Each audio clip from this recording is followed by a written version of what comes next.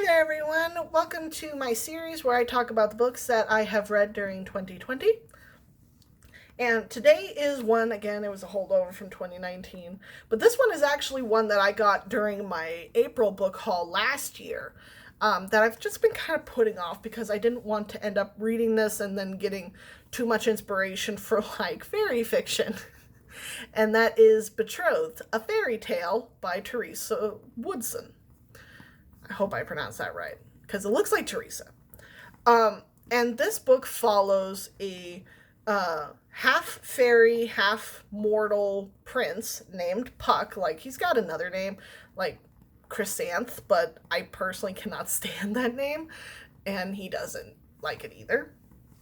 But basically, the way this fairy world works is that ever since the fall of the fire fairy kingdom, they have, to keep the peace, the air fairies, the water fairies, and the earth fairies have all been kind of intermarrying to keep the peace. And Puck is the only heir to the earth kingdom. And, well, the main heir, because apparently there is another heir that is just vaguely mentioned, but we'll get to that. We'll get to the audacity of the royal family. But Puck's mother is the queen of the Earth Kingdom, while his father is a mortal living in the mortal world. And he spent basically like half his life going from one side to another. And his parents wanted to be together, but because of her parents, they couldn't. And some dumb fairy law that says that he couldn't stay there with her. It's dumb. But Puck is supposed to marry the heir prince Sky. And he don't want to. So, as a brat, he goes off and yeets into the immortal world 3 weeks before he's supposed to get married. Next morning, Sky finds out and vows to go get his bratty ass. And it's so funny because I thought that we were going to spend some time in the fairy world and in the mortal world. No, we spend the vast majority of this book in the mortal world, which is interesting. I did give this 3 stars for a couple of reasons. One is that while at the beginning I was okay with Puck's brattiness, because I like brats. I'm a brat myself, but some of the things he did with his brattiness bothered me. And there was a lot of assumptions made without actual, like, verifying it with people. Again, miscommunication is one of my least favorite tropes.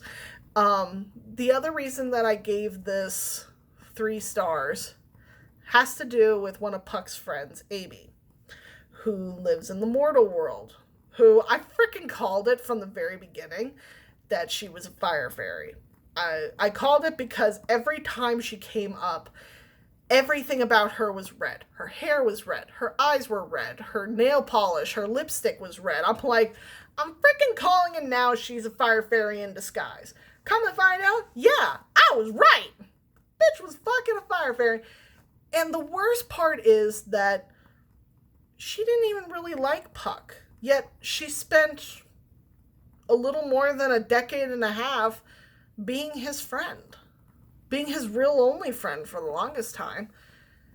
And her whole reasoning behind this was so that she could marry into the Earth family and then take it over to reinstate the fire. I don't want to say Fire Nation because it's not a nation. It's just the fire fairies' claim to royalty.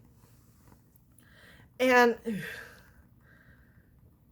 I literally stopped reading this for a little while because there was a party that was mentioned where Sky was getting felt up by a mortal guy and he was going with it because he was vastly drunk. And Puck, it was making it... Okay. Puck had mentioned that him and Amy had a sexual relationship prior to her going off to college. And it looked like it was starting to head towards that direction again. And I'm like, hard no. Hard, hard, hard no. I almost didn't continue reading it, but I powered through.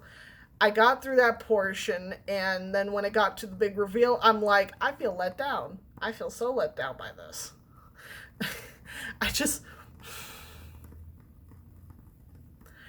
was just not happy with that part of it. But then there was almost no description of what actually happened with Sky, because all of a sudden Sky got sick, and there was just like no description of what actually happened. Nothing. It's just like Sky got better when he got home. And I'm like, what the fuck? I was so lost. But I will say that by the ending of it, I liked it. It almost was a 2-star if the ending had not been what it was. And I will say that the ending did make up for some of the things. The fact that the whole bad guy plot got handled like it didn't even get handled. It just kind of just fluttered away. Fairy logic. But it's like bad guy made his move and then boop, gone. No final battle, just here was what I was planning on doing, and yeet. I'm like, okay, whatever. And the reviews warned me about that, but I didn't think it was that abrupt of a change. I'm like, okay, whatever. So that's basically my feelings on Betrothed. I don't think I would read more because it feels like there's supposed to be more to this, but I don't know if there is. I haven't checked to see if Therese Woodson has written any more books, but even if she had, I don't think I would read them. Like, it's the world that she made was pretty, but nah, I don't know. I'd be very hard pressed. All right, well, thank you all for watching, and I will see you all in the next video. Bye-bye.